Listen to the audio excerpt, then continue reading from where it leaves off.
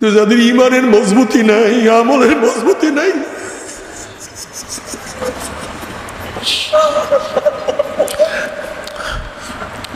কত বাবা দেখবে ছেলে চলিয়া গেছে, বাবা আটকা পড়িয়া গেছে। যেরকম ইব্রাহিম আলাইহিসসালামের বাবা দেখবে তার ছেলে ইব্রাহিম চলিয়া গেছে, বাবা আটকা পড়িয়া গেছে। কত ছেলে দেখবে বাবা চলিয়া গেছে, ছেলে আটকা পড়িয়া গেছে। যেরকম নবী নূহ আলাইহিসসালামের ছেলে দেখবে তার বাবা নবী নূহ চলিয়া গেছে, তার ছেলে আটকা পড়ছে। কত স্ত্রী দেখবে তার স্বামী চলিয়া গেছে, স্ত্রী আটকা পড়ছে। যেরকম নবী লূত আলাইহিস সালাম স্ত্রী দেখবে তার স্বামী চলিয়া গেছে, স্ত্রী আটকা পড়ছে। আবার কত স্বামী দেখবে স্ত্রী চলিয়া গেছে, স্বামী আটকা পড়ছে। যেরকম ফেরাউন দেখবে তার স্ত্রী আসিয়া চলিয়া গেছে, ফেরাউন আটকা পড়ছে। কত মালিক দেখবে গোলাম চলিয়া গেছে, মালিক আটকা পড়ছে। কত উস্তাদ দেখবে ছাত্র চলিয়া গেছে, উস্তাদ আটকা পড়ছে। কত পীর দেখবে মুরিদ চলিয়া গেছে, পীর আটকা পড়ছে। আবার কত মুরিদ দেখবে পীর চলিয়া গেছে, মুরিদ আটকা গেছে। মুমিনদের পুলসরাত পারি দেখি আর নাফরমানদের মনের মধ্যে আসবে আমরা পুলসরাত পারিতে পারবো যখন ইমানবিহীন হামুলবিহীন হামাগুড়ি হাপ্পুর দিয়ে আস্তে আস্তে আস্তে আস্তে আস্তে আস্তে আস্তে আস্তে যখন পুলসাতে উঠবে ওয়ানাজারু যালিমিনা ফিহা জিসিয়া, উমনি নাফরমান কাটিয়া কাটিয়া পিছলাইয়া পিছলাইয়া গুম গুম গুম করে জাহান্নামের মধ্যে পড়িয়া দেব। আল্লাহ মাফ করিয়া দাও, মাফ করিয়া দাও।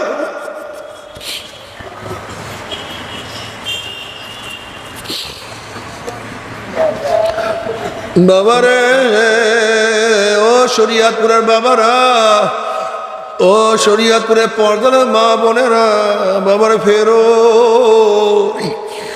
শয়তান তো আল্লাহর কাছে কসম করছে, আল্লাহ যে আদমের কারণে চিরতরে জাহান্নামে হয়ে গেলাম, ওই আদম সন্তানকে জাহান্নামে না নিয়ে ছাড়বো না। আমার মাওলা ডাক দিয়ে বলে, শয়তান তুই আমার আদম সন্তানকে যদি আমার আদম সন্তানকে ধাক্কাই দে জাহান্নামের কিনারায় নিয়ে যাও।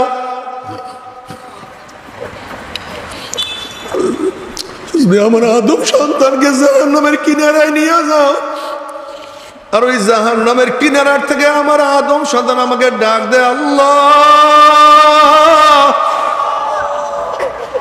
আমার আদম সন্তান আমাকে ডাক দিতে দেরি, আমি মাওলার ডাকে সারা দিতে দেরি করবো না। যদি আমার বান্দা ওই জাহান্নামের কিনারার থেকে হাত বাড়াইয়া দেয়, আল্লাহ আমার হাত কারা ধরো, আমি জাহান্নামে পড়িয়া যাইতে আছি। আমার বান্দা হাত বাড়াইতে দেরি, আমার বান্দি হাত বাড়াইতে দেরি, আমি মাওলায় হাত ধরতে দেরি করব না। কুলিয়া ইবাদিয়াল্লাযীনা আসরাফু আলা আনফুসিহিম লা তাকনাতু মির রাহমাতিল্লাহ ইন্নাল্লাহা ইয়াগফিরুয যুনুবা জামিয়া। আমার মাওলা ডাক, বান্দা বান্দা নৈরাশ হবি না, নৈরাশের জায়গা আমার কাছে হবে না। বাবারে তবে মোমেন মুসলমান বলতে সবাইরই মনে চায় গুনার থেকে ফিরিয়া নেক আমল করিয়া মাওলার জান্নাতে, কিন্তু সবাইরই যাইতে মনে চায় গুনাহ নিয়া মাওলার জাহান্নামে কাউরি কিন্তু যাইতে মনে চায় না। কিন্তু কেনই বা আমরা নেক আমল করতে পারি না, কেনই বা গুনার কাম ছাড়তে পারি না? এর মূল কারণ হলো আপনার এবং আমার পিছনে নফস এবং শয়তান লাগিয়া রইছে। এই নফস এবং শয়তান থেকে ফেরার জন্য যে কোনো একজন হক্কানি আল্লাহর ওলির হাতে হাত দিতে হবে রে বাবা। খবরদার, বর্তমান জমানার পীর মুরিদের ভেজাল, ব্যবসা, দলাদলি, হিংসা, হাসাদে প্রত হয়ে গেছে। সমস্ত আল্লাহর ওলির একমত, যেই পীরের 5 জন মুরিদের মধ্যে কম পক্ষে 3 জনকে দেখবেন আলহামদুলিল্লাহ সুন্নাত মুআফিক আমল আখলাক মজবুত হয়ে যাইতে আছে, গুনার কাম ছাড়তে আছে, নেকের আমল ধরতে আছে, কলব নরম হইয়া চোখে পানি আসতে আছে। বৃক্ষতর নাম কি, ফলে পরিচয়। আমি চরমোনাই বুঝি না, চরমোনার দাওয়াত প্রশংসা প্রচার করার জন্য আসি না রে বাবা। চরমোনাই যাওয়ার তোমার কোনো দরকার নাই, কোনো দরকার নাই, কোনো দরকার নাই। তুমি যার কাছে গিয়া পারো গুনার কাম সারো, নেকের আমল ধরো, কলব নরম করিয়া চোখে পানি নিয়া মাওলার কবরে যাইও। যেরকম দুনিয়ার ঘরে আগুন লাগলে পানি ছাড়া নিবানো যায় না, ঠিক তদ্রূপ তোমার এবং আমার গুনার দ্বারা যে জাহান্নামের আগুন জ্বলিয়া রইছে, চোখের পানি ও ছাড়া কিন্তু জাহান্নামের আগুন নিবানো সম্ভব না। সাল্লাল্লাহু আলাইহি ওয়া আলা আলিহি ওয়া আসহাবিহি ওয়া বারাকা ওয়া সবাই দুরূদ শরীফ। আল্লাহুম্মা সাল্লি আলা সাইয়্যিদিনা ওয়া হাবিবিনা মাওলানা মুহাম্মদ সাল্লাল্লাহু আলাইহি ওয়া আলা আলিহি ওয়া আসহাবিহি ওয়া বারাকা Allahumma salli ala sayyidina habibina maulana Muhammad sallallahu alayhi wa sallam. A'udhu billahi minash shaitanir rajim. Bismillahir rahmanir rahim. وما أرسلناك إلا رحمة للعالمين. صدق الله مولانا العظيم وصدق رسول النبي الكريم. আল্লাহ পাকের বান্দা জনাব মুহাম্মদ রাসূলুল্লাহ সাল্লাল্লাহু আলাইহি ওয়া আল্লাহ পাক রব্বুল আলামিন আপনাকে আমাকে এই ফিতনা ফাসাদের জমানায় যখন তামাম দুনিয়ার থেকে ইসলাম মুসলমানকে মিটিয়ে দেওয়ার ষড়যন্ত্র চলতেছে, যেরকম ফিলিস্তিন থেকে মুসলমানদের উৎখাত করার ষড়যন্ত্র চলতেছে, নতুন ভাবে ভারত থেকে মুসলমানকে বিদায় দেওয়ার উৎখাত করার ষড়যন্ত্র চলতেছে, বাংলাদেশ থেকে মুসলমানদেরকে কিভাবে নিশ্চিহ্ন করা যায় এই ষড়যন্ত্র আগের থেকে চলতেছে, এখনো চলছে, চলতে থাকবে। যে জমানায় ইসলাম থাকবে কি থাকবে না প্রশ্নের সৃষ্টি হয়েছে, মানুষ নেকের কাজ ছাড়তেছে, গুনার কাজ ধরতেছে। শুধু গুনার কাজ ধরেই না, বরং গুনার কাজে প্রতিযোগিতা শুরু করছে, কে কার আগে জাহান্নামে যাবে। সবাই বলি নাউযু বিল্লাহ। যে জমানায় মানুষ নেকের কাজে আশ্চর্য হয়, গুনার কাজে স্বাভাবিক থাকে, যে জমানায় আংশিক দিন পালন করে পরিপূর্ণ দিন পালন করার ঢেকুর তুলে, যে জমানায় মুসলমান ইসলামকে পছন্দ করে না, বরং নামধারী মুসলমান ইসলামের সবচেয়ে বড় দুশ্মন হয়ে গেছে, সেই মুহূর্তে আল্লাহ পাক রব্বুল আলামিন আপনাকে আমাকে কোরআন ও হাদিসের মজলিস, আলেম ওলামা মুমিন মুত্তাকিন জাকিরিন শাকিরিনদের গুরুত্বপূর্ণ দামি মজলিসে আসার, বসার, বলার, শোনার তৌফিক আল্লাহ পাক দান করছেন। শুকরিয়া তান সবাই বলে আলহামদুলিল্লাহ। এই মজলিস অনেক গুরুত্বপূর্ণ, অনেক দামি।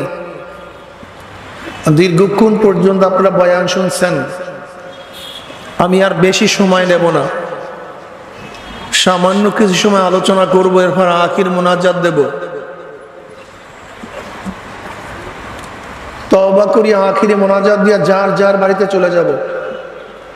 কার জন্য চিরবিদায়, কার জন্য সাময়িক বিদায়, কার জন্য চিরবিদায়, কার জন্য সাময়িক বিদায়। চির হোক সাময়িক হোক, বিদায় কিন্তু একদিন হতেই হবে, হয়তো 2 দিন আগে 2 দিন পরে, বাস পার্থক্য এতটুকু। 2 দিন আগে 2 দিন পরে, কিন্তু বিদায় একদিন হতেই হবে। কিন্তু কি নিয়ে রওনা করছি, কোথায় রওনা করছি, কেন দুনিয়াতে আসছি, কিসের কারণে দুনিয়াতে আসছি, আমার কাজ কি ছিল, কর্ম কি ছিল, যেই কাজের জন্য দুনিয়াতে আসছি সেই কাজ করতে পারলাম কি পারলাম না। ভাই একটু এদিকে সরেন তো, এই একটু এদিকে চাপেন তো সবাই, আর একটু চাপেন, আর একটু চাপেন, আপনার একটু চাপেন, একটু মানুষ দেখো, বেশ আপনার অসুবিধা নেই।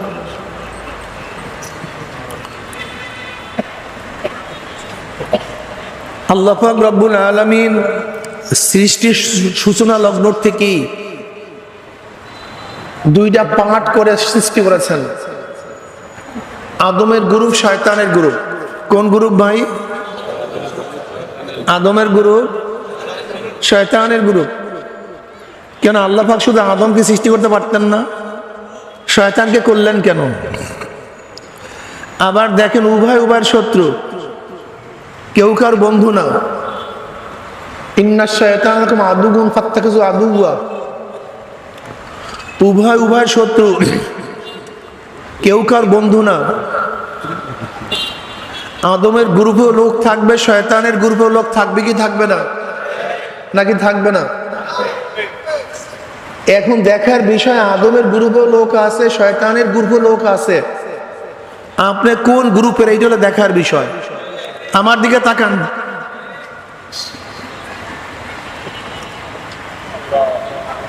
আপনাদের শরিয়াতপুরে জেলখানা আছে কি নাই? আপনি যান না কেন? আপনি থাকেন না কেন? জেলখানা আছে, জেলখানায় লোকও থাকবে, লোক আছে, কিন্তু আপনি আমি যাইতে চাই না। হসপিটাল আছে, হসপিটালে হাজারো রোগী আছে, কিন্তু আপনি আমি থাকতে চাই না। কি কথা ঠিক না? আল্লাহ পাকের জান্নাত আছে, জাহান্নামও আছে। জাহান্নামেও লোক থাকবে তা না, অবশ্যই থাকবে, কিন্তু আমি জাহান্নামে যাইতে চাই না। আমি জাহান্নামে থাকতে চাই না। ভাই আপনারা জলদি করেন, মানুষ আপনাদের দিকে তাকায় আছে, বয়ান বাদ দিচ্ছে সবাই। এরকম হলে তো কাজ হবে না। আমার কাছে দিয়া দেন, এখানে ফিটিং করে দেন বাস। নয়তো ওরা ই করছে, এখান থেকে নিয়ে নিয়েন, অসুবিধা নেই, এখান থেকে নিয়ে নিয়েন ওদের থেকে।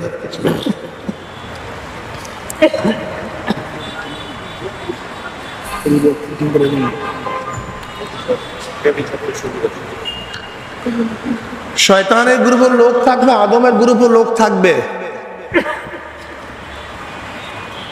কিন্তু আপনাকে আমাকে চিন্তা করতে হবে আমি কোন গ্রুপে থাকবো। শয়তানের গ্রুপে থাকবেন, জাহান্নামে চলে যাবেন। আদমের গ্রুপে থাকবেন, জান্নাতে চলে যাবেন। নবী রসুলগণ দুনিয়াতে আসছেন কেন? এই শয়তানের গ্রুপ থেকে মানুষকে বাঁচিয়ে জান্নাতের পথ দেখাবার জন্য, জান্নাতের পথ দেখাবার জন্য নবী রসুলগণ দুনিয়াতে আসছেন। জনাব মুহাম্মদ রাসূলুল্লাহ, মাইক কমায় দেন, সামনের মাইক কমায় দেন, মাইক কমান। নবী রসুলগণ দুনিয়াতে আসছেন কেন? এই মানুষরূপী অমানুষদেরকে মানুষ বানাবার জন্য। মানুষরূপী অমানুষদেরকে নবী রসুলগণ দুনিয়াতে কম্পিউটার আবিষ্কার করার জন্য আসে নাই, বিমান তৈরি করার জন্য আসে নাই, দ্রুতগামী ট্রেন আবিষ্কার করার জন্য নবী রসুলগণ দুনিয়াতে আসেন নাই। নবী রসুলগণ দুনিয়াতে আসছেন মানুষরূপী অমানুষদেরকে মানুষ বানাবার জন্য। উদাহরণস্বরূপ, ওমর ইবনে খাত্তাব রাদিয়াল্লাহু তাআলা ইসলাম গ্রহণ করার আগে নবী আলাইহিস সালাতু ওয়াস সালামকে হত্যা করার জন্য নাঙ্গা তলোয়ার নিয়ে রওনা করছেন। আপনারা জানেন যে এই ব্যক্তি নবীকে হত্যা করে তার চেয়ে খারাপ দুনিয়াতে নেই। সবচেয়ে নিকৃষ্ট ওই ব্যক্তি যে নবীকে হত্যা করে।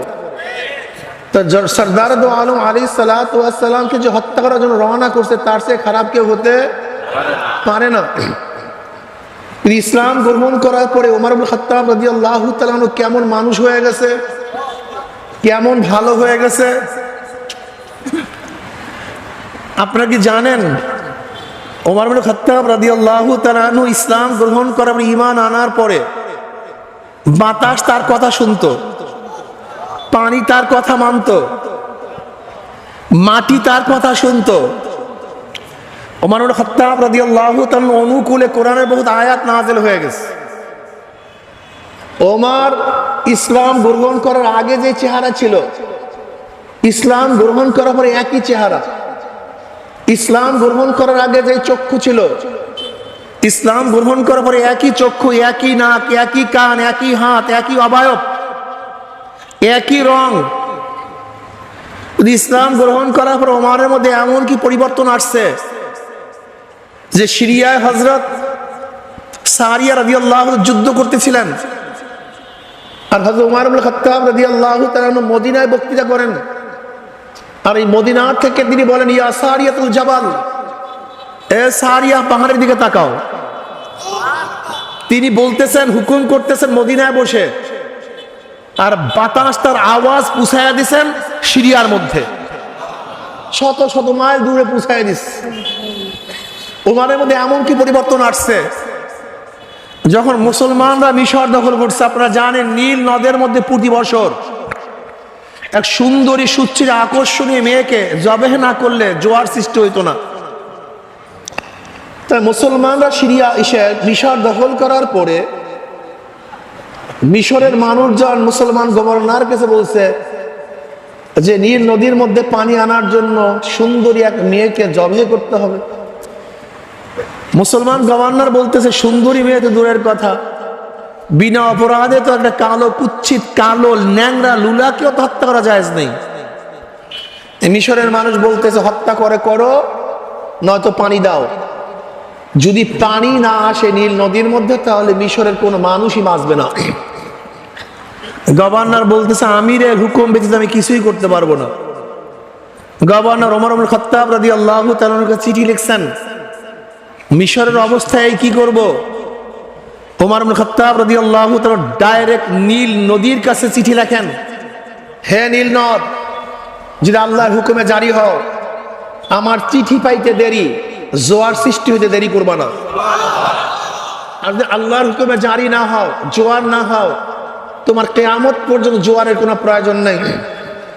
ঐতিহাসিকরা বলেন, এই চিঠি পানির মধ্যে পড়তে দেরি, কিন্তু জোয়ার সৃষ্টিতে দেরি হয়নি। কি বুঝলেন? সে আগেরই ওমর, লেকিন ওমরের মধ্যে এমন কি পরিবর্তন আসছে, এখন পানি কথা শুনে। মদিনার মধ্যে একবার ভূমিকম্প সৃষ্টি হয়েছে, ওমর ইবনে খাত্তাব রাদিয়াল্লাহু তাআলা লাঠি দিয়া বাড়ি মারছেন, থাম, অমনি ভূমিকম্প থেমে গেছে। ওমরের মধ্যে এমন কি পরিবর্তন আসছে যে কোরআনের বহুত আয়াত তার অনুকূলে নাজিল হয়ে গেছে। কোরআনের অনেক আয়াত ওমর যা মত পেশ করছে সেই অনুযায়ী রায় প্রদান করছে। আপনি কি বুঝলেন ওমরের অবস্থা? বুখারীর মধ্যে রওয়ায়াত আছে, নবী আলাইহিস সালাতু ওয়াস সালাম ফরমান, ওমর বলেও ঠিক বোঝেও ঠিক, বলেও ঠিক, ওমর বোঝেও ঠিক। বুখারীর মধ্যে রওয়ায়াত আছে, নবী আলাইহিস সালাতু ওয়াস সালাম পড়েন না সাল্লাল্লাহু আলাইহি ওয়াসাল্লাম, আমার পরে কেউ নবী হইলে ওমর নবী হয়ে যেত। কি বুঝলেন? যেই ওমর ছিল নবী আলাইহিস সালাতু ওয়াস সালামকে হত্যাকারী, হত্যা করার জন্য রওনা করছে, অথচ সেই ওমরই ইসলাম গ্রহণ করার পরে এত দামি হয়ে গেছে, নবী বলছেন আমার পরে কেউ নবী হইলে ওমর নবী হয়ে যেত। চেহারার পরিবর্তন হয়েছে, হাত পায়ের, কিসের পরিবর্তন? কলব। জোরে বলেন, জোরে বলেন।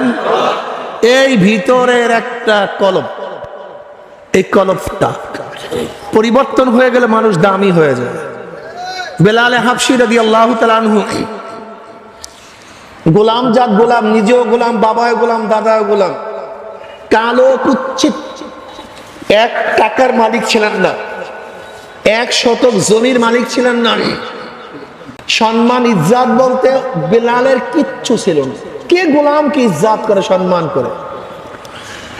অথচ বেলাল হাবশী ইসলাম গ্রহণ করার পর আল্লাহ পাক এত দামি বানায় দিয়েছেন, বেলাল হাবশী হাটে জমিনের মধ্যে পায়ের আওয়াজ আরশের মধ্যে।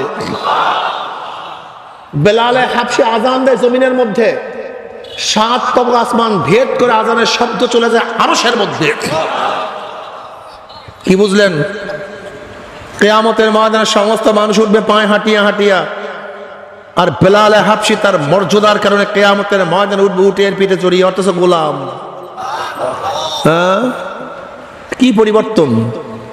এইটা মাথার মধ্যে ঢুকাতে হবে, এইটা বুঝতে হবে যে বেলালের মধ্যে এমন কি পরিবর্তন আসছে, বেলাল এমন কি অর্জন করছে।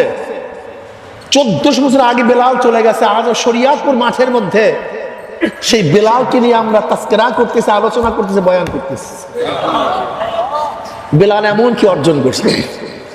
দাহিয়াতুল কলবি রাদিয়াল্লাহু তাআলা আনহু, তার চেহারা ছিল আরবের মধ্যে সবচেয়ে সুন্দর, সবচেয়ে আকর্ষণীয়। দাহিয়াতুল কলবি রাদিয়াল্লাহু চেহারা এত আকর্ষণীয় ছিল, তিনি রাস্তায় মেয়েদের ফিতনার কারণে হাঁটতে পারতেন না। কোন মেয়ে সহ্য করতে পারত না তার চেহারা দেখলে, তার কাছে চলে আসতো। ইউসুফ আলাইহিস সালাতু ওয়াস সালামের চেহারার মতো দাহিয়াতুল কলবি রাদিয়াল্লাহু চেহারা ছিল, খুবই আকর্ষণীয় চেহারা ছিল। কিন্তু এই বেলালের, এই দাহিয়াতুল কলবি রাদিয়াল্লাহু তাআলা আনহু, যদিও চেহারাটা কত সুন্দর ছিল, ইসলাম গ্রহণ করার আগে কলবটা কত নষ্ট ছিল, যে নিজের হাতে নিজের ঔলাদজাত 70টা মেয়েকে জিয়াতা কবর দিচ্ছে। চেহারা কত সুন্দর, কিন্তু কলবটা ভালো ছিল না। কিন্তু ইসলাম গ্রহণ করার পরে এই দাহিয়াতুল কলবি রাদিয়াল্লাহু তাআলা এত দামি হয়ে গেছেন, নবী আলাইহিস সালাতু ওয়াস সালাম বিভিন্ন জায়গায় দূত হিসাবে তাকে প্রেরণ করতেন। শুধু কি তাই, জিবরাইল আলাইহিস সালাতু অধিকাংশ সময় দুনিয়াতে তার সূরত ধুই আসতেন। কি পরিবর্তন হইল, ঘটনাটা কি, বিষয় আছে কি নেই বোঝা। রাবেয়া বসরি রাহমাতুল্লাহি আলাইহা, যার বয়ান এখন করতেছি, সে বেসারিত তাবিঈনদের যুগের, হাসান বসরি রাহমাতুল্লাহ আলাইহির যুগের লোক। অথচ জানেন সে কি ছিল? লিউন্ডি, এক বাঁধি ছিল, ধনী ঘরের কোনো মেয়ে ছিল না, আবার আশ্চর্যের বিষয় কোনো সুন্দরীও ছিল না। রাবিয়া বসরি রাহমাতুল্লাহ আলাইহি আর চেহারা ছিল কালো, অথচ কি এমন অর্জন করছে, আজকে শরীয়তের মাঠে তার বয়ান চলতেছে। বুঝাতে পারিনি। এইটাই বুঝতে হবে কি পরিবর্তনটা হয়েছে, কারণটা কি। নবী রাসূলগণ দুনিয়াতে আসছেন কেন? এই দাহিয়াতুল কলবির মতো অমানুষদেরকে মানুষ বানাবার জন্য। ওমর ইবনে খাত্তাব রাদিয়াল্লাহু তাআলার মতো অমানুষদেরকে কি বানাবার জন্য? ফেরেশতার চেয়েও দামি বানাবার জন্য, ফেরেশতার চেয়েও দামি বানাবার জন্য। হযরত ওমর ইবনে খাত্তাব রাদিয়াল্লাহু তাআলা এত দামি হয়ে গেছেন যে দামের কোনো শেষ নাই। জান্নাতের মধ্যে নবী আলাইহিস সালাতু ওয়াস সালামের যে বন্ধু থাকবে, রফিক থাকবে, তার মধ্যে একজন থাকবে ওমর ইবনে খাত্তাব রাদিয়াল্লাহু তাআলা আনহু। প্রিয় ভাইয়ারা আমার যুবক বাবারা, যারা বয়ান শুনতেছেন, স্কুল কলেজ ইউনিভার্সিটির ছাত্র বাবারা, ওস্তাদেরা, এই চেহারার নাম মানুষ না, অবয়বের নাম মানুষ না। আমরা যেইটা পড়াশোনা করি, যেই চিন্তা করি, এটা পচনশীল। এই শরীর নিয়ে যত গবেষণা করেন ধ্বংসশীল। এই শরীর একদিন ধ্বংস হয়ে যাবে, পচে যাবে। হযরত ওমর বিন আব্দুল আজিজ রাহমাতুল্লাহ আলাইহি, যাকে পঞ্চম খলিফা বলা হয়, ওমর বিন আব্দুল আজিজ রাহমাতুল্লাহ আলাইহি বলেন, হে গোটা দুনিয়ার মানুষ, তুমি যাকে যত মহব্বত করো, সে মারা যাওয়ার 3 দিন পরে তার চেহারার দিকে তাকাতে পারবে না। তুমি স্ত্রীকে অনেক মহব্বত করো, মারা যাওয়ার 3 দিন পরে দেখবে স্ত্রীর সমস্ত শরীর ফুলে গেছে, চেহারা বিবর্ণ হয়ে গেছে, শরীর ফুটিয়া ফাটিয়া ফাটিয়া পুজ পড়া শুরু করছে। যে স্বামীকে এত মহব্বত করো, মারা যাওয়ার 3 দিন পরে তার কাছেও যেতে পারবে না। যে বাবাকে এত মহব্বত করো, মারা যাওয়ার 3 দিন পরে দেখবা বাবার কাছে যেতে রুমাল চাপা দিতে হবে নাকের মধ্যে, একা বাবার কাছে থাকতে পারবে না। এমনকি বাবার কবরটাও একা জিয়ারত করতে পারবে না, ভয় লাগবে রাত্রে। বুঝাতে পারি? যে যাকে মহব্বত করেন, মারা যাওয়ার 3 দিন পরে দেখবেন অবস্থা খুবই খারাপ।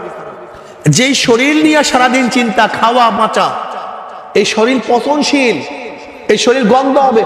সুম্মা রাদাদনাহু আসফালা সাফিলিন, জন্মের গান্দা, জন্মের পচা, বিবর্ষ এক গন্ধ, যা নেয়ার মতো না।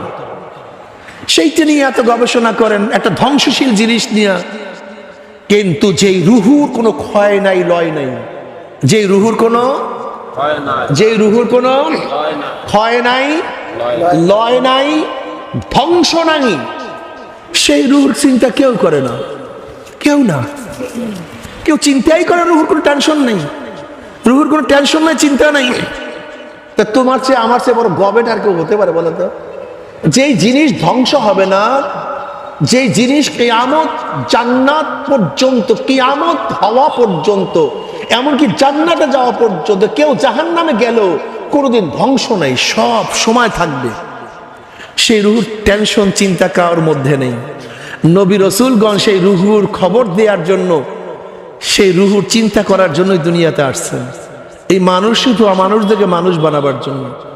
আজকেও সেই নবী রসুলের অনুসৃত পথে যারা চলে, হাজারো মদখোর মদের বোতল ভেঙ্গে আল্লাহওয়ালা হয়ে গেছে, হাজারো ডাকাত ডাকাতি ছেড়ে আল্লাহর বন্ধু হয়ে গেছে, হাজারো বদমাশি ছেড়ে আল্লাহর পথ ধরছে। এরকম নাই? জোরে বলেন। এক সময় ছিল বড় গুন্ডা, এখন বড় আল্লাহর ওলি। এক সময় ছিল বড় খুনি, এখন বড় আল্লাহর ওলি। আহা, এরকম নাই? এত সুন্দর এক পথ, এত সুন্দর এক মত, এত সুন্দর এক নীতি, সুন্দর এক আদর্শ, যা চিন্তাও করতে পারবেন না। ঈমান যদি আমান থেকে আসে, ঈমান যদি আমান থেকে আসে, আমান শব্দ অর্থ কি? নিরাপদ। আর মাসদার ইসমে ফাইল ইসমে মাফউলের মানা দেয়। তার মানে আমান থেকে যদি ঈমান হয়, তার অর্থটা কি দাঁড়ায়? মুমিন ঈমান আনার কারণে নিজেও নিরাপত্তা লাভ করছে, আর একজনকে নিরাপত্তা প্রদান করছে। মুমিন ঈমান আনার কারণে কবরের আযাব থেকে নিরাপদ, কিয়ামতের আযাব থেকে নিরাপদ, মিজানের ভর থেকে নিরাপদ, পুলসিরাত থেকে নিরাপদ, সব জায়গায় নিরাপদ। শুধু কবরের মধ্যে নিরাপদ না, দুনিয়াতে মনের নিরাপদ হয়ে যায়। আর মুমিন ঈমান আনার কারণে আর একজনকে নিরাপত্তা প্রদান করছে। মুমিন ঈমান আনার কারণে সমস্ত মানুষের মাল তার কাছে নিরাপদ হয়ে গেছে। কি হয়ে গেছে? জোরে বলেন। মুমিন ঈমান আনার কারণে সমস্ত মানুষের ইজ্জত তার কাছে নিরাপদ হয়ে গেছে। মুমিন ঈমান আনার কারণে সমস্ত মেয়েরা তার কাছে নিরাপদ হয়ে গেছে। একজন মুমিন কোনো অবস্থাতেই প্রিজিং করতে পারে না। একজন মুমিন ইচ্ছা করিয়া কোনোদিন ধর্ষণ করতে পারে না। একজন মুমিন ইচ্ছা করিয়া কারো ইজ্জত হানি করতে পারে না। আরবের মধ্যে এক যুবতী সুন্দরী মেয়ে হাঁটতেছে, মরুভূমির মধ্যে একা একা হাঁটতেছে। হঠাৎ পিছনে আওয়াজ পায়, তাকায়া দেখে এক পুরুষ, তাগড়া পুরুষ। মেয়েটা ভয় পেয়ে গেছে, আজকের উপায় নেই, আমার ইজ্জতকে আমি রক্ষা করতে পারবো না, অবশ্যই আমার ইজ্জত নষ্ট হয়ে যাবে। ভয় পেয়ে গেছে। যুবকটা বুঝতে পারছে মেয়েটা ভয় পেয়েছে। অমনি যুবক আওয়াজ দিছে, মেয়ে আমি একজন মুসলমান। জোরে বলেন আল্লাহু আকবার। কি বলছে? আমি একজন, কোনো টেনশন নাই, আমি একজন মুসলমান। বাস, মেয়ে ঠান্ডা। তাহলে কোথায় যাবা? অমুক জায়গায়, আমি সামনে, তুমি পিছনে। যদি মেয়েদেরকে কখনো পথ দেখাতে হয়, তাহলে পুরুষ থাকবে সামনে, মেয়ে থাকবে পিছনে। কারণ মেয়েদের পিছন সাইডও আল্লাহ পাক সৌন্দর্য দান করছেন, এই জন্য পিছনে থাকা যাবে না। তুমি থাকবে সামনে, মেয়েরা থাকবে পিছনে। এবার যুবক বলছে, কোথায় যাবা? অমুক জায়গায়, পিছনে আসো, আমি সামনে যাই, নিরাপদে তোমাকে তোমার গন্তব্যে পৌঁছায় দেই। এর নাম মুসলমান। এখানে কয়জন মুমিন আছে আমি জানি না, একটু পরীক্ষা দেব নাকি? ধরে নেন গোটা শরিয়াতপুর জেলাটা একটা গোডাউন। এই গোটা গোডাউনের মধ্যে সব মণি মুক্তা, স্বর্ণ, ডায়মন্ড ভরা। আপনার কাছে এই গোডাউনের চাবি। এখান থেকে হাজারো মাল যদি সরান, কেউ দেখবে না, কেউ বুঝবে না, কেস হবে না। এই এত বড় গোডাউনের চাবি আপনার কাছে থাকার পরও দেখেন তো গোটা মাল কি নিরাপদ, না কিছু সরাবেন? যদি কিছু সরান, আপনি মুমিন না, আপনার মধ্যে ভেজাল আছে। দেখেন তো এখন কয়জন আছেন মুমিন এখানে? সব মুমিন। আহারে, এত সহজ মুমিন, এত সহজ না। আমরা অধিকাংশ মুনাফিক। নবী আলাইহিস সালাতু ওয়াস সালাম ফরমান, মুনাফিকের আলামত কয়টা? তিনটা। যখন কথা বলে মিথ্যা বলে, যখন ওয়াদা করে খেলাফ করে, যখন আমানত রাখে খেয়ানত করে। মুসলিমের রওয়ায়াতের মধ্যে আছে, ওয়া ইন সাল্লা আও সামা, যে ব্যক্তি মিথ্যা কথা বলে, যে ব্যক্তি ওয়াদা খেলাফ করে, যে ব্যক্তি আমানতের খেয়ানত করে, সে যদি নামাজও পড়ে, রোজাও রাখে, তারপর সে মুনাফিক। কয়জন আছি?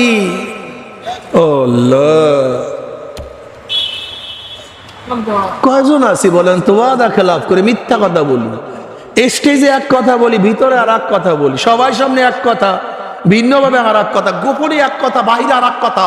তুমি মুমিন না, তুমি মুনাফিক। এত সহজ না। আমরা যে শায়খ মুর্শিদের অনুসরণ করি, আমাদের শায়খ মুর্শিদ দফরুল্লাহ আমার কথা ও পীর সাহেব হুজুর রাহমাতুল্লাহ আলাইহি চরমনাই, ফজলুল করিম রাহমাতুল্লাহ আলাইহি, জীবনে যদি কেউ বলতে পারেন ওয়াদা খেলাফ করছে, তাহলে কোনোদিন তার অনুসরণ করবে না। কোনোদিন ওয়াদা খেলাফ করেননি, কোনোদিন না। যদি বলতে পারেন কোনোদিন মিথ্যা কথা বলছে, অনুসরণ করবে না। যদি মনে করেন যে সে আমানতের খেয়ানত করছে, অনুসরণ করবে। আমরা যেমন তেমন হুজুরের অনুসরণ করি না। আমরা পাগড়ি পট্টা দেখলেই শুধু অনুসরণ করি না, আমরা দেখি তার আখলাকটা কি, তার চরিত্র কি, তার কথা এবং কাজে মিল আছে কি নাই। আমাদের শায়খ রহমতুল্লাহ আলাইহি স্টেজে এক কথা, বাহিরে আর এক কথা। পারলে কেউ দেখান তো, নাই, হবে না। মোমেন কোনদিন মিথ্যা কথা বলতে পারে না। চরমনে মুজাহিদরা, যারা মুজাহিদ হইছেন আর পরের মাল ঠগান, আইল ঠেলেন, জমি জামা কাউর যদি নষ্ট করেন, আমানতের খেয়ানত করেন, মিথ্যা কথা বলেন, আপনার চরমনে মুজাহিদ না। চরমনে মুজাহিদ এত সহজ না। সাধনা লাগবে, চেষ্টা লাগবে, চেষ্টা করতে হবে, আখলাকি হতে হবে, চরিত্রবান হতে হবে, ন্যায়পরায়ণ থাকতে হবে, দাওয়াতি কাজ করতে হবে, আল্লাহর জমিনে আল্লাহর হুকুমতকে কায়েম করার জন্য সর্বোচ্চ চেষ্টা করতে হবে। চরমনে মুজাহিদের কাজটা কি? কু আনফুসাকুম ওয়া আহলিকুম নার। নিজে বাঁচো আর একজনকে বাঁচাও, নিজে বাঁচো আর একজনকে, নিজে নামাজ পড়ো আর একজনকে নামাজ, নিজে রোজা রাখো আর একজনকে, নিজে দিনের উপর থাকো আর একজনকে দিনের উঠাবার জন্য চেষ্টা সাধনা করো। এর নাম চরমনে মুজাহিদ। তুমি চরমনে মুজাহিদ হয়েছে আর দাওয়াত দিবা না, চরমনে মুজাহিদ হবে আর একজনকে দাওয়াত দিবা না, তুমি মুজাহিদ না। তুমি বুঝো নাই নবী রাসূলগণ দুনিয়াতে আসছেন কেন? আল্লাহ ভোলা লোকদেরকে আল্লাহর সাথে মিলাইয়া দেওয়ার জন্য। আমার নবী আলাইহিস সালাম কোন মুসলমান ছিল না? কথা বলেন না কেন? কোন মুসলমান ছিল? সব কাফের, সব কাফের। মহিলাদের মধ্যে প্রথম ইসলাম গ্রহণ করছে আম্মাজান খাদিজা কুবরা রাদিয়াল্লাহু তাআলা আনহা। পুরুষদের মধ্যে প্রথম মুরব্বীদের মধ্যে ইসলাম গ্রহণ করছে আবু বকর সিদ্দিক রাদিয়াল্লাহু তাআলা আনহু। বালকের মধ্যে সর্বপ্রথম ইসলাম গ্রহণ করছে আলী মুর্তজা রাদিয়াল্লাহু তাআলা আনহু। আর গোলামদের মধ্যে সর্বপ্রথম ইসলাম গ্রহণ করছে যায়েদ ইবনে হারিসা রাদিয়াল্লাহু তাআলা আনহু। এই তো প্রথম মুসলমান, এর আগে কেউ মুসলমান ছিলেন না। তার মানে নবী আলাইহিস সালাতু ওয়াস সালাম যখন দুনিয়াতে আসছেন তখন একজন মুসলমানও, একজনও না।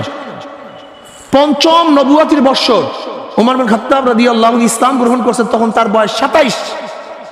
তখন মুসলমানের সংখ্যা ছিল মাত্র 39। তিনার পরে 40, তাও নবুয়তের পঞ্চম বৎসর। ওমর বিন খাত্তাব রাদিয়াল্লাহু তাআলা আনহু 10 বছর 6 মাস 6 দিন রাজত্ব করেছেন। অর্ধ জাহান তিনি শাসন করেছেন। 13 হিজরিতে ক্ষমতায় বসছেন। এই ওমর ইবনে খাত্তাব রাদিয়াল্লাহু তাআলা আনহু এত স্বল্প টাইমে অর্ধ জাহান কিভাবে শাসন করেছিলেন? অস্ত্রের মাধ্যমে নয়, শুধু অস্ত্র দিয়ে নয়, আখলাকের মাধ্যমে, চরিত্রের মাধ্যমে।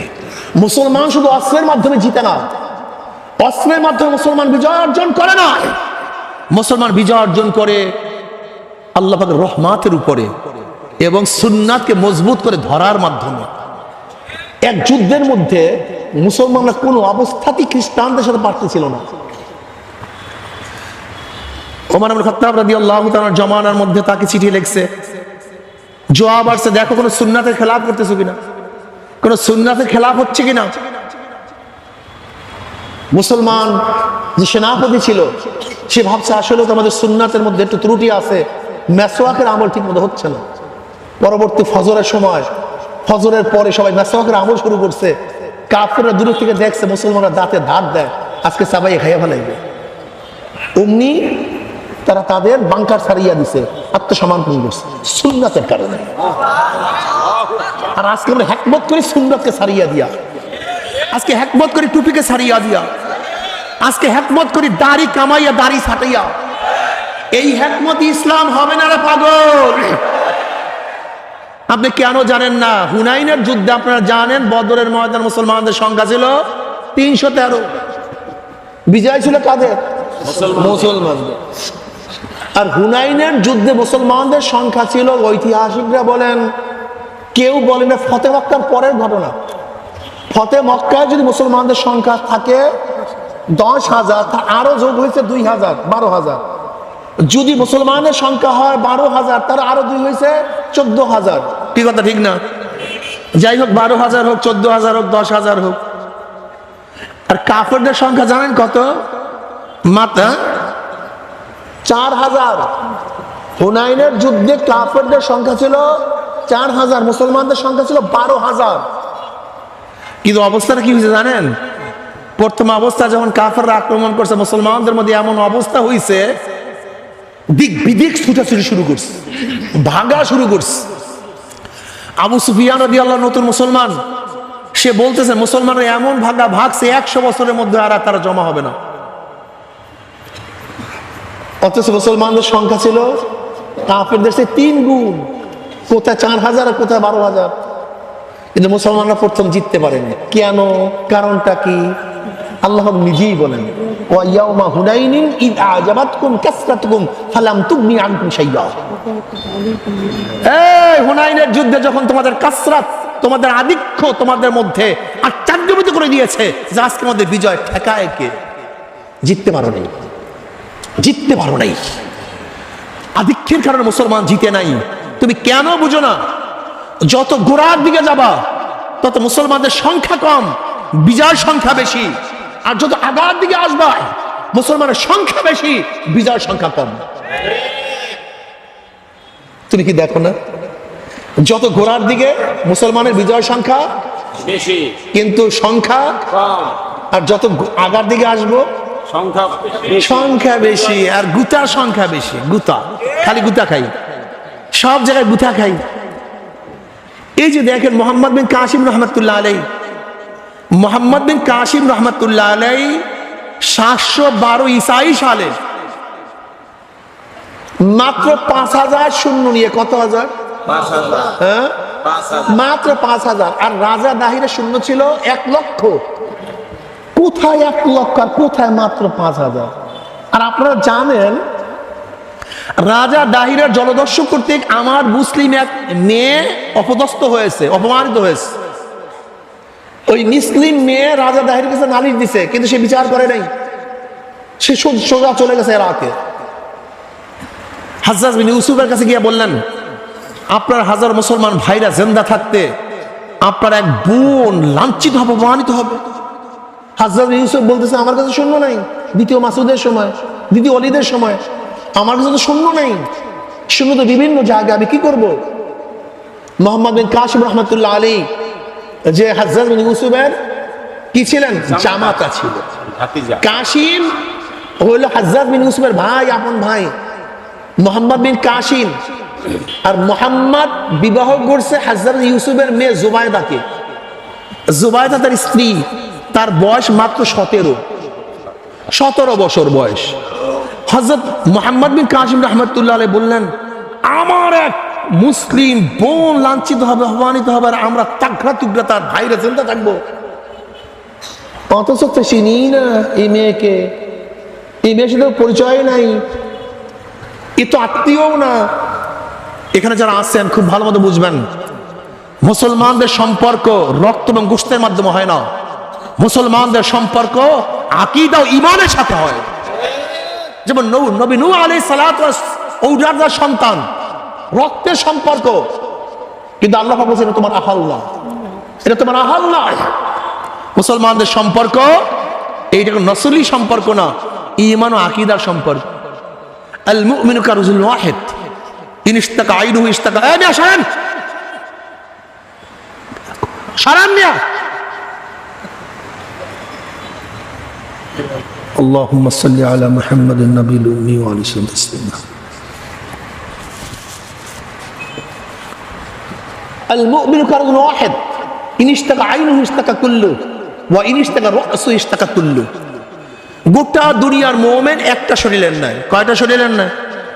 আমার মাথা যদি দরদ হয় গোটা শরীরটা অসুস্থ হয়ে যায়, আমার চোখে দরদ হলে গোটা শরীরটাই দুর্বল হয়ে যায়। গোটা মাসরিক থেকে মাগরিব পর্যন্ত, জুনুব থেকে শিমাল পর্যন্ত কোন একজন মুসলমান দুঃখিত হয় আর তুমি তার দুঃখে যদি দুঃখিত না হও, তুমি মোমেন না। যদি গোটা দুনিয়ার কোন এক মুসলমান লাঞ্ছিত অপমানিত হয়, তার লাঞ্ছনায় অপমানিত তুমি যদি না হও, তুমি মোমেন না, তুমি মোমেন না। মোহাম্মদ বিন কাসিম ওই মেয়েকে চিনতেন না, তার আত্মীয় না, কিন্তু পরিচয় কি দিছে? একজন মুসলিম মেয়ে, বাস, আর কিছুর দরকার নেই। একজন মুসলিম, একজন মুসলিম। কোথায় সে মুসলমান, কোথায় সে মুসলমান, কোথায় সে মুসলমান? কিসের মুসলমান? আমি আশ্চর্য হয়ে যাই। আমি অনেক সময় নিজেও চিনতে পারি আমি মুসলমান কিনা, বিশ্বাস করেন। আমি নিজে অনেক সময় পেরেশান হয়ে যায় আমার মধ্যে ঈমান ঠিক আছে কি নাই। ওই ইউসিরুনা আলা আনফুসিহিম ওয়ালাউ কানা বিহিম খাসাসা। আখরে আল মুসলিমু মান সালিমা আল মুসলিমুনা মিন লিসানিহি ওয়া ইয়াদিহি। আর আমরা একে অপরকে খালি গিবত করি, শিকায়ত করি, বদনাম করি, কষ্ট দেই। মুসলমান না। মুসলমান ভিন্ন জিনিস। মুসলমান কি যে সুন্দর জিনিস, তুমি কি জানো মুসলমান কি জিনিস? 10 জন দরবেশ এক কম্বলের মধ্যে থাকতে পারে, কিন্তু 2 বাদশা 2 দেশও থাকতে পারে না।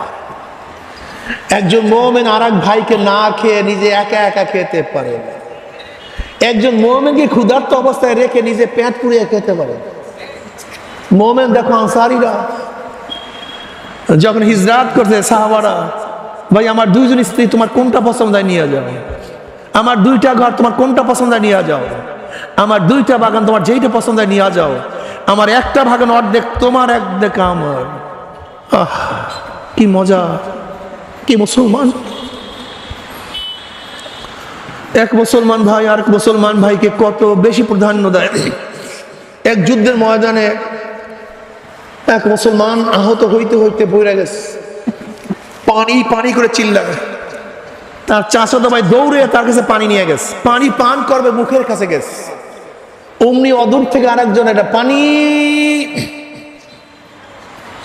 ওই শহীদ ব্যক্তি বলতেছে, ভাই আমার তো বেশি পানির প্রয়োজন না, আমার ওই ভাইয়ের বেশি পানির প্রয়োজন, তার কাছে নিয়ে যায়। ওই ব্যক্তি দ্বিতীয় ব্যক্তির কাছে পানি নিয়ে গেছে, তৃতীয় আর এক জায়গা থেকে পানি। দ্বিতীয় ব্যক্তি বলছে, ভাই আমার তো বেশি পানির প্রয়োজন না, আমার ভাইয়ের কাছে নিয়ে যাও, তার পানির বেশি প্রয়োজন। তৃতীয় ব্যক্তির কাছে যখন পানি নিয়ে গেছে, সে দুনিয়াতে নেই, শহীদ হয়ে গেছে। দৌড়ে আসছে দ্বিতীয় ব্যক্তির কাছে, দেখে সেও দুনিয়াতে নেই, সেও শহীদ হয়ে গেছে। আসছে প্রথম ব্যক্তির কাছে, দেখে সেও নাই, সেও দুনিয়ার থেকে শহীদ হয়ে গেছে।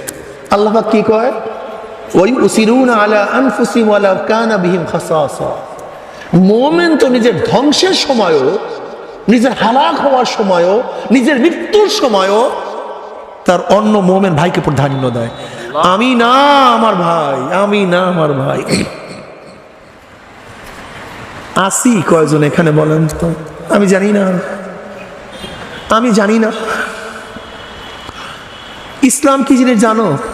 মোমেন কি জিনিস জানো? এ বেয়াকুব! আমি মানুষগুলিকে এত বেয়াকুব মনে করি। শিক্ষিত লোকগুলো সবচেয়ে বড় বেয়াকুব। চোরের মাধ্যমে চুরি বন্ধ হয় না, ডাকাতের মাধ্যমে ডাকাতি বন্ধ হয় না, ধর্ষকের মাধ্যমে ধর্ষণ বন্ধ হতে পারে না, দুর্নীতিবাজের মাধ্যমে দুর্নীতি বন্ধ হতে পারে না। আর তোমার বড় বড় ডাকাত, লুচ্চা, বদমাশ, গুন্ডা, দুর্নীতিবাজদেরকে ক্ষমতায় বসিয়ে বাংলাদেশ থেকে দুর্নীতি বন্ধ করতে চাও, চুরি বন্ধ করতে চাও। তোমার সে বড় কপাল পোড়া মূর্খ বদনসিব আর দুনিয়াতে থাকতে পারে না। তুমি গোডাউনের চাবি কার কাছে দিছো? বড় বড় ডাকাতদের কাছে, হ্যাঁ, চোরদের কাছে, বেঈমানদের কাছে, যাদের আল্লাহর ভয় নাই তার কাছে। তুমি শিয়ালের কাছে মুরগি বর্গা দিয়া মুরগির হিসাব নিতে যাও? বোকা টোকা নাকি? আমাদের আকাবেররা কারা জানো? হযরত আবু বকর সিদ্দিক রাদিয়াল্লাহু তাআলা খেলাফতের দায়িত্ব পাওয়ার পরে কাপড়ের গাঁটটি নিয়া, এই কাদের মধ্যে কার কথা বলছি?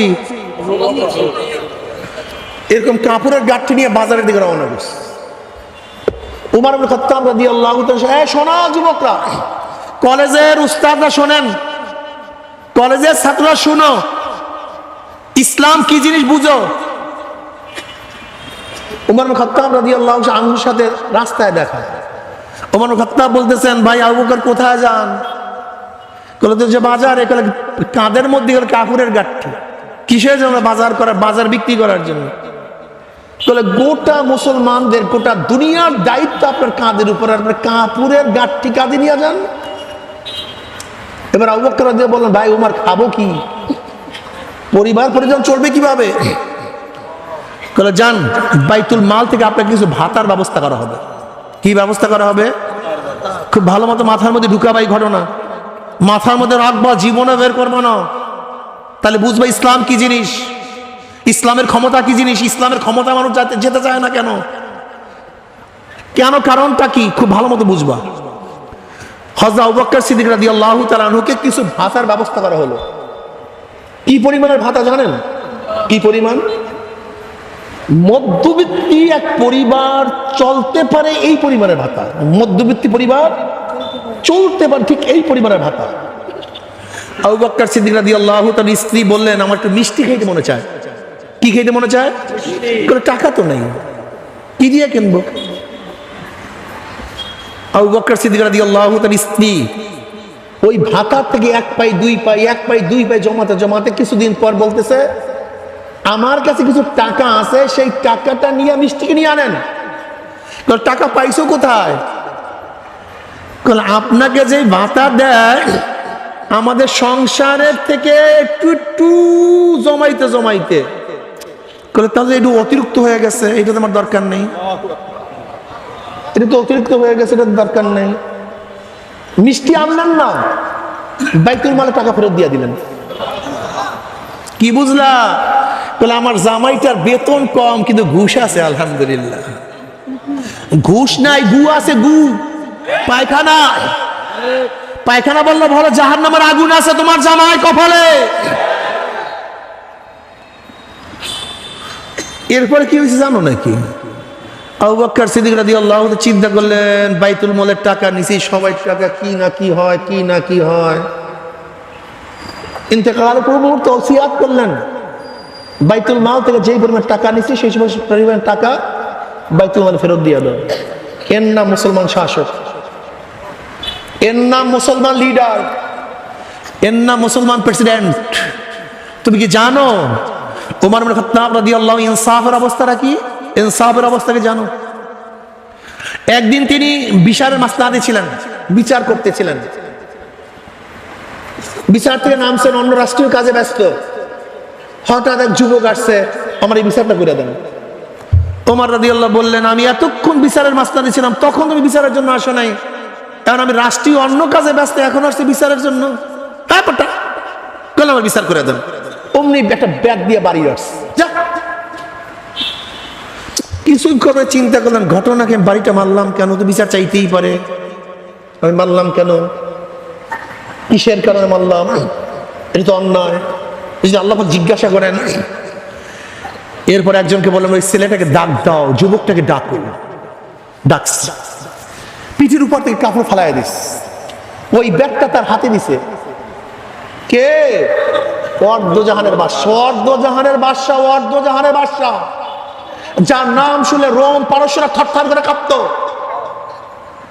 সেই ওমর, যাকে শয়তান দেখলে রাস্তা দিয়ে পালাইয়া যেত, শয়তান রাস্তা দিয়ে সারিয়া পালাইয়া যেত, সেই ওমরের কথা বলছে।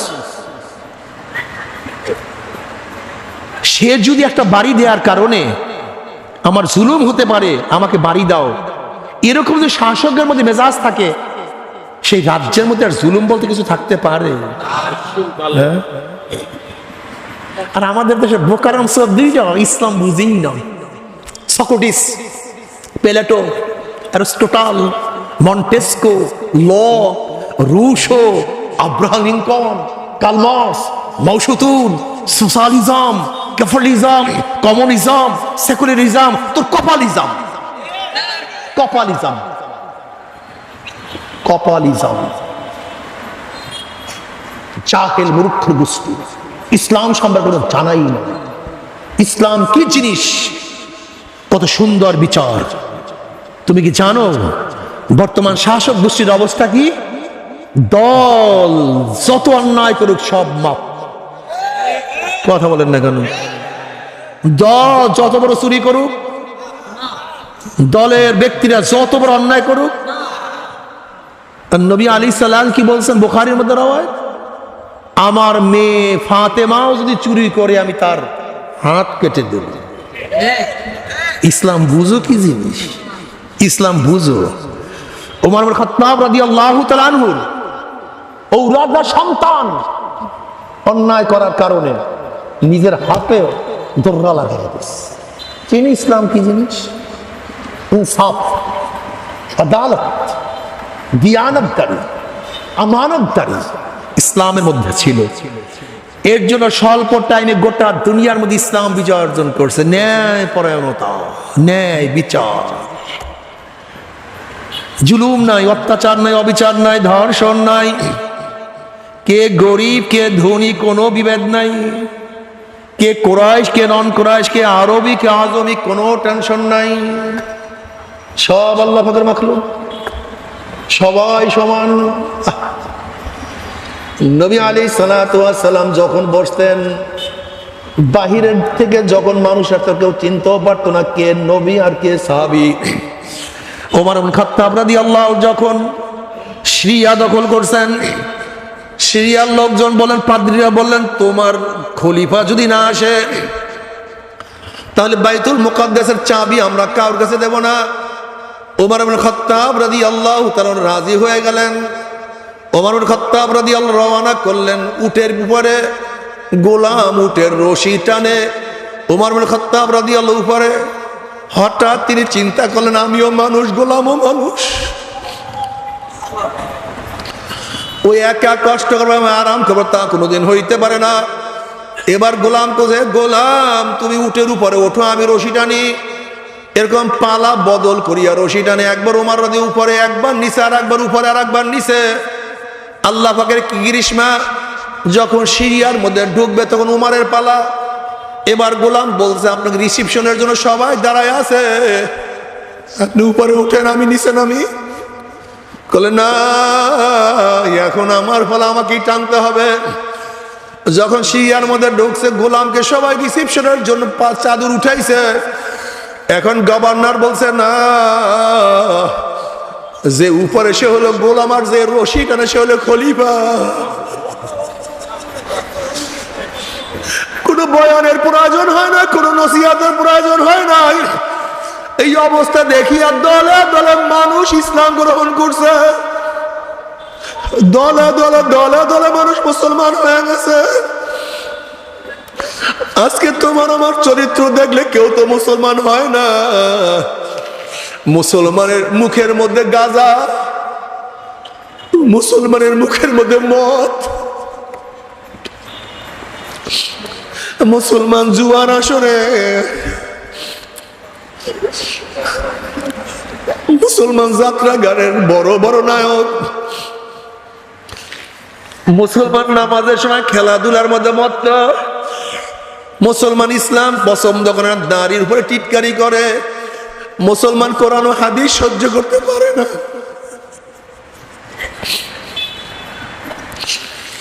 এ আমার যুবক বাবারা, ও আমার মুরব্বী বাবারা, ও আমার পর্দার মা বোনেরা, কি নিয়ে রওনা করছো, কোথায় রওনা করছো? খবরদার, হিসাব নিকাশ না মিলাইয়া কেউ মাওলার কবরে যাইও না।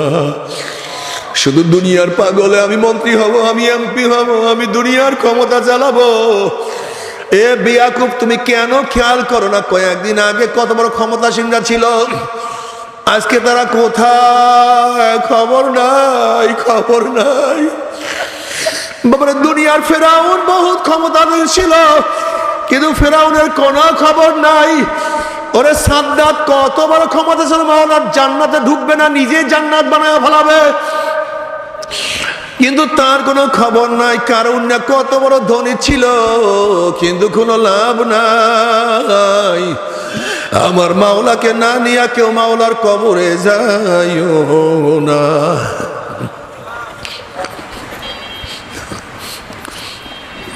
আমি অনেক সময় গরিবদের দিকে তাকাই, খুবই আফসোস করি। দুনিয়ার মধ্যে রিক্সা চালাইতে চালাইতে, ঠেলা গাড়ি ঠেলতে ঠেলতে, কাজ করতে করতে পিঠটাকে কালো বানায়া ফেলাইছে। দুনিয়ায় কষ্ট আরাম কি জিনিস পায় নাই। এত কষ্টের পরেও আবার যদি কবর গিয়া কষ্ট শুরু হইয়া যায়, এর সে বদনসিবার কিছু হইতে পারে না। কিন্তু আমার বড়লোক বাবারা, ও বড়লোক বাবারা, দুনিয়াতে ছোট্ট একটা কাঁটার আঘাত সহ্য করতে পারো না। আজকে দুনিয়ার মধ্যে খালি পায়ে জমিনে হাঁটতে পারো না। আজকে শক্ত বিছানায় শুইতে পারো না। কিন্তু খোদা না খাস্তা, খোদা না খাস্তা, যদি কবরের মধ্যে গুর্জের বাড়ি শুরু হইয়া যায়, যদি কবরের মধ্যে দুই পাশের কবরের মাটির চাপ শুরু হইয়া যায়, যদি কবরের মধ্যে সাপের কামড় শুরু হইয়া যায়, কিভাবে সহ্য করবো? আল্লাহ মাফ করিয়া দাও, আল্লাহ আমাদের সবাইকে ক্ষমা করিয়া দাও। বাবারে কেন খেয়াল করো না? ঘরের মালিকের সাথে পরিচয় যদি থাকে, যত রাত্রি ঘরে ঢুকো কোনো টেনশন নাই। যেরকম শ্বশুর বাড়িতে রাত তো 3টার সময় যদি নক করো, শ্বশুর ডাক দিবে কে? তুমি যদি বলো আব্বু আমি আপনার জামাই, অমনি শ্বশুর লাভ দিয়ে উঠবে, আমার জামাই আসছে, জলদি ওঠ। এত রাত্রে আমার জামাই কেন আসছে? নিশ্চয়ই কোনো বিপদে পড়ছে। খানার ব্যবস্থা কর, বিছানার ব্যবস্থা কর, সব কিছুর ব্যবস্থা কর। ঘরের মালিকের সাথে পরিচয় আছে, যত রাত্রি ঢুকো না কোনো টেনশন নাই, কোনো চিন্তা নাই। কিন্তু ঘরের মালিকের সাথে পরিচয় না করিয়ে রাত্রি গিয়ে আঘাত করো, নক করো, অমনি বলবে তুমি কে, কোথার থেকে আসছো, তোমাকে তো চিনি না, তুমি চোর, তুমি ডাকাতে, মারে তাকে বান, এই অপমান কর, লাঞ্ছিত কর। যেহেতু ঘরের মালিকের সাথে পরিচয় নাই, এর জন্য তুমি অপমানিত হবা, লাঞ্ছিত হবা। ঠিক কবরের মালিকের সাথে পরিচয় করিয়া যদি কবরে যাইতে পারো, যখনই কবরের মালিকের লোকের কবরে যাবে, আল্লাহ পাক বলবে আমার বন্ধু আসছে, আমার দোস্ত আসছে, আফসুল ফরাশা মিনাল জান্নাহ ওয়াল বিসু মিনাল জান্নাহ, আমার বান্দা বান্দির গান মধ্যে জান্নাতের বিছানা বিছায়া দে, জান্নাতের নাজ নিয়ামত দ্বারা গোটা কবরটাকে ভরিয়া দেখি। আর হাদিসের মধ্যে আসছে সিংহার মধ্যে ফুক মারবে, আল্লাহ পাকের বন্ধু বান্ধবরা বলবে ভাই ফেরেশতা কিসের আওয়াজ? ফেরেশতারা কিয়ামতুল কিয়ামত, কিয়ামত কায়েম হয়ে গেছে। ওই সমস্ত লোকেরা বলবে ভাই ফেরেশতা, আল্লাহ আল্লাহর রাসূল কোনোদিন মিথ্যা কথা বলতে পারে না, আল্লাহর ওলিরা আলেম ওলামারা কোনোদিন মিথ্যা কথা বলতে পারে না। তারা বলছে কবরের মধ্যে হাজার হাজার বছর থাকতে হবে। কই এই মাত্র আমি কবরে আসলাম, কিভাবে হাজার হাজার বছর চলিয়া গেল? তখন ফেরেশতারা বলবে আল্লাহ পাকের বান্দা বান্দি, মাওলার সাথে এত সম্পর্ক করিয়া কবরে আসছো, এই হাজার হাজার বছর চলিয়া গেছে, আমার মাওলা তোমাকে কোনো কিছু অনুভবও করতে দেয় নাই। কিন্তু কবরের মালিকের সাথে পরিচয় না করিয়ে যদি কবরে যাও, আল্লাহ আল্লাহ তুই আমাদের সবাইকে মাফ করিয়া দাও।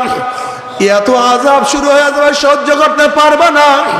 তুমি কি দেখো নাই কত কবরের মধ্যে ধোঁয়া দেখা যায়, কত কবরের মধ্যে আগুন দেখা যায়, আবার কত কবরের মধ্যে 1 বছরে 100 বছরে 1000 বছর পরেও কাফনের কাফন সহ লাশ একেবারে তাজা পাওয়া যায়। আল্লাহ আমাদের সবাইকে মাফ করিয়া দাও, ক্ষমা করিয়া দাও। আমার যুবক বাবারা, মুরব্বী বাবারা, পর্দালা মা বোনেরা, যদি মালিকের সাথে পরিচয় করিয়া কিয়ামতের ময়দানে উঠতে পারো, আমার মালিক তোমাকে ডাকিয়া ডাকিয়া আরশে নিচে জায়গা করিয়া দিবে। নবী আলাইহিস সালাতু ওয়াস সালাম নিজের হাতে হাউজে কাউসারের পানি পান করায়া দেবে। যে ব্যক্তি 1 পেয়ালা হাউজে কাউসারের পানি পান করবে, মান শারাবা লাম ইয়াজমা আবাদা, 50,000 বছরের মধ্যে আর কোনোদিন পানির পিপাসা লাগবে না। আল্লাহ কবুল করিয়া নাও। নবী আলাইহিস সালাতু ওয়াস সালাম ফরমান, হে আমার উম্মতরা, কিয়ামতের ময়দানে 3 জায়গা আমাকে খোঁজ করিও। হাউজের কিনারায় খোঁজ করিও, মিজানের কাছে আমাকে খোঁজ করিও, পুসরাতের কিনারায় খোঁজ করিও। নবী আলাইহিস সালাতু ওয়াস সালাম মিজানের কিনারায় থাকবে, তার উম্মতকে ওজন করা শুরু করবে। যখন করে নেক বাদ দেয়া শুরু করবে, অমনি আমার নবী সুপারিশ করবে, মাওলা হে, এই যুবকের বাবা নামাজ পড়তো না, কিন্তু যুবক তো নামাজ ছাড়তো না। এই মেয়ের মা তো বোরখা পড়তো না, মেয়ে তো বোরখা পরিয়ে সব জায়গায় চলাফেরা করতো। এই যুবকের ভাই তো নামাজ পড়তো না, কিন্তু যুবক তো সবসময় নামাজের মধ্যে মত্ত ছিল। এই যুবক কলেজে পড়তো, কিন্তু দাড়ি রাখিয়া কলেজে যাইতো। এরপরও কিছু কিছু তো গুনাহ দেখা যায়, কিছু কিছু নেকের মধ্যে ত্রুটি দেখা যায়। আল্লাহ এই নেকটাকে বাদ দিও না, এই গুনাহটাকে ওজন করিও না। বুখারীর মধ্যে রওয়ায়াত আছে, কিয়ামতের ময়দানে আমার নবীকে আল্লাহ পাক বলবে, সাল তু উতাইশ ফাতু শাফা, এ আমার নবী আপনি সুপারিশ করবেন, যে সুপারিশ করেন আমি সেই সুপারিশ আমি কবুল করিয়া নেব। আপনি আমার কাছে চান, আপনি যা চাইবেন আমি আপনাকে তা দিয়া দেব। নবী আলাইহিস সালাতু ওয়াস সালাম ফরমান, হে আমার উম্মতেরা, পুসরাতের কিনারায় আমাকে খোঁজ করিও।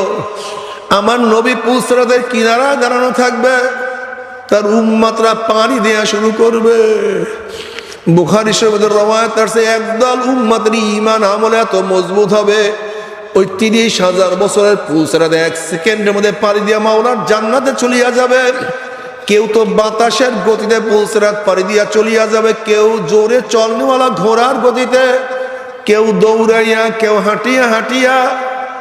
وَإِن مِّنكُمْ إِلَّا وَارِدُهَا كَانَ عَلَى رَبِّكَ حَتْمًا مَقْضِيًّا ثُمَّ نُنَجِّي الَّذِينَ اتَّقَوْا وَنَذَرُ الظَّالِمِينَ فِيهَا جِثِيًّا। কিন্তু যাদের ঈমানের মজবুতি নাই, আমলের মজবুতি নাই,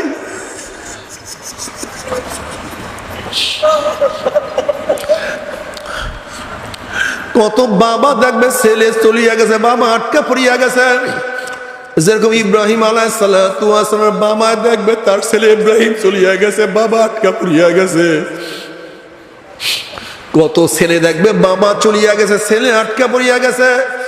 যেরকম নবী নূহ আলাইহিস সালাতু ওয়াস সালামের ছেলে দেখবে তার বাবা নবী নূহ চলিয়া গেছে, তার ছেলে আটকা পড়ছে। কত স্ত্রী দেখবে তার স্বামী চলিয়া গেছে, স্ত্রী আটকা পড়ছে। যেরকম নবী লূত আলাইহিস সালাতু ওয়াস সালাম স্ত্রী দেখবে তার স্বামী চলিয়া গেছে, স্ত্রী আটকা পড়ছে। আবার কত স্বামী দেখবে স্ত্রী চলিয়া গেছে, স্বামী আটকা পড়ছে। যেরকম ফিরাউন দেখবে তার স্ত্রী আসিয়া চলিয়া গেছে, ফিরাউন আটকা পড়ছে। কত মালিক দেখবে গোলাম চলিয়া গেছে, মালিক আটকা পড়ছে। কত উস্তাদ দেখবে ছাত্র চলিয়া গেছে, উস্তাদ আটকা পড়ছে। কত পীর দেখবে মুরিদ চলিয়া গেছে, পীর আটকা পড়ছে। আবার কত মুরিদ দেখবে পীর চলিয়া গেছে, মুরিদ আটকা গেছে। মুমিনদের পুলসরাত পারি দেখি আর নাফরমানদের মনের মধ্যে আশা হবে আমরা পুলসরাত পারি দিতে পারবো। যখন ঈমানবিহীন হামামুলবিহীন হামাগুড়ি হাপ্পুর দিয়ে আস্তে আস্তে আস্তে আস্তে আস্তে আস্তে আস্তে আস্তে যখন পৌঁছাতে উঠবে, ওয়ানাজারু যালিমিনা ফিহা জিসিয়া, অমনি নাফরমান কাটিয়া কাটিয়া পিছলাইয়া পিছলাইয়া গুম গুম গুম করে জাহান্নামে পড়িয়া দেব। আল্লাহ মাফ করিয়া দাও, মাফ করিয়া দাও।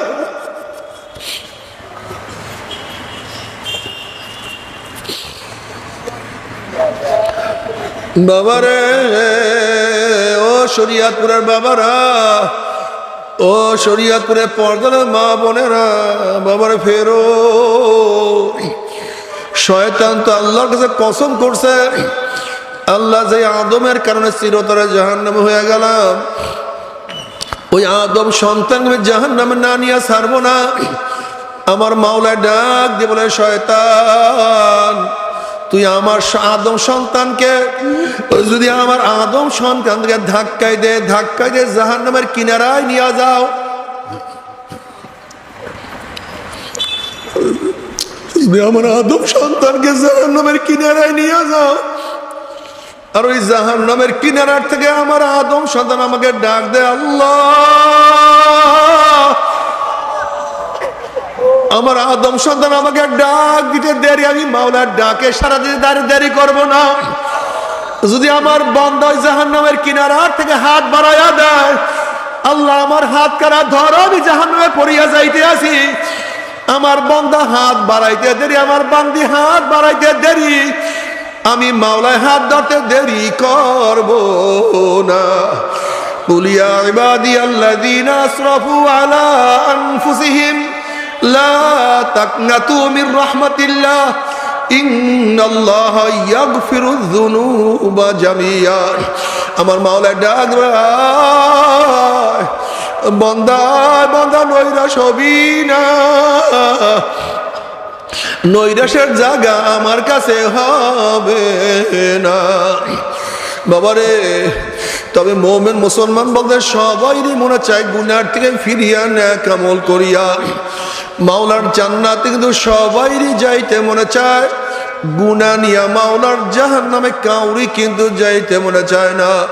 কিন্তু কেনই বা আমরা নেক আমল করতে পারি না, কেনই বা গুনার কাম ছাড়তে পারি না? এর মূল কারণ আপনার এবং আমার পিছনে নফস এবং শয়তান লাগিয়া রইছে।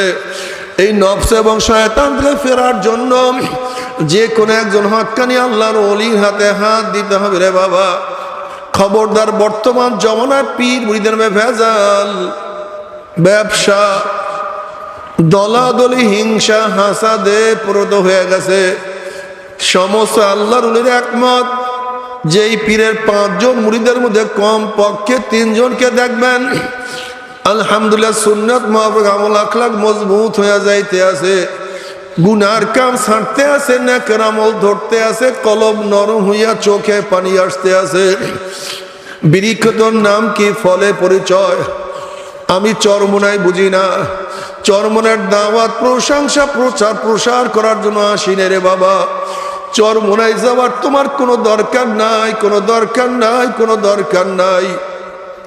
তুমি যার কাছে গিয়া পারো গুনার কাম ছাড়ো, নেকের আমল ধরো, কলব নরম করিয়া চোখে পানি নিয়া মাওলার কবরে যাইও। যেরকম দুনিয়ার ঘরে আগুন লাগলে পানি ছাড়া নিবানো যায় না, ঠিক তদ্রূপ তোমার এবং আমার গুনার দ্বারা যে জাহান্নামের আগুন জ্বলিয়া রইছে, চোখের পানি ও ছাড়া কিন্তু জাহান্নামের আগুন নিবানো সম্ভব না। তোমার আমার জন্য দোয়া চাই, আমিও দোয়া করি।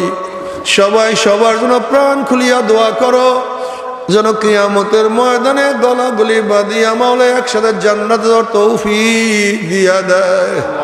আল্লাহুম্মা আমিন, আল্লাহুম্মা আমিন। ও আমার পর্দার মা বোনেরা, 2 হাত তুলিয়া মাওলার দরবারে কান্দো, মাওলার কাছে মাপ চাও। ওরে মাপ চাও তো, মাওলার কাছে মাপ চাও। পানি জড়াও তো, মাওলার জন্য পানি জড়াও। কিছু চাও, মাওলার কাছে চাও।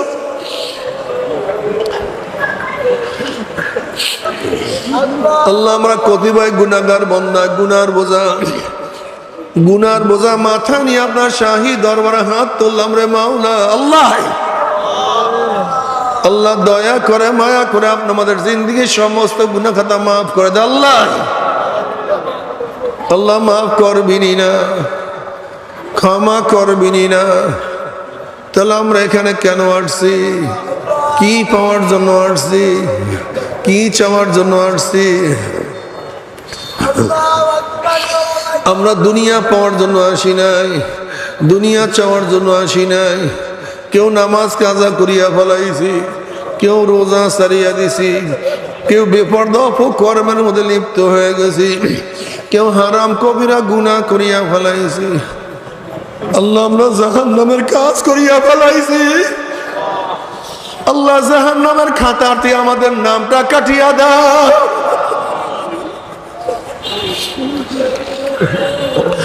আল্লাহ, জাহান্নামের খাতাতে আমাদের নামটা কাটিয়া দাও।